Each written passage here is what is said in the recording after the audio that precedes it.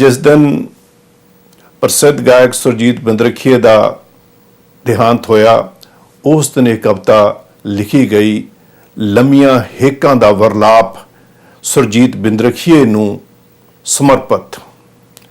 नवंबर 17 दिन ऐसा काला चढ़िया, कुल लुकाई हो के लै लै रोई, ना कुछ सुझे ना कुछ औड़े, ढिड्डी मार मार के मुकियां सारा आलम रोया, सारा आलम रोया।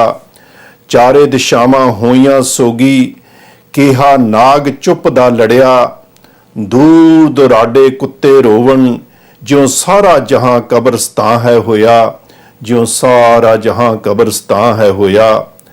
धरती अंबर गल लग रोए, दोहां दा दुख जाए न जरिया, सूरज भी अज बदलां पिछे लुक लुक के वेखे, केहा कहर है चढ़िया, केहा कहर है चढ़िया।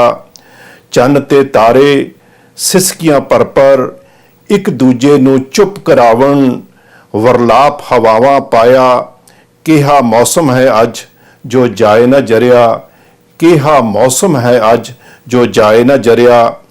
एक ही भाणा वरत्या जो सारी कायनात दुख है मनाया, बिजली कड़की बदल गरजिया, सीना फटिया आसमान दा, ते एक आवाज़ जो सारी फिजा विच खिंड गई। अज बिंद्रख विच एक सिवा है बलिया, गायकी दा ध्रू तारा सुरजीत है मोया, अज गायकी दा ध्रू तारा सुरजीत बिंद्रखीआ है मोया, अज गायकी दा ध्रू तारा सुरजीत बिंद्रखीआ है मोया, सुरजीत बिंद्रखीआ है मोया।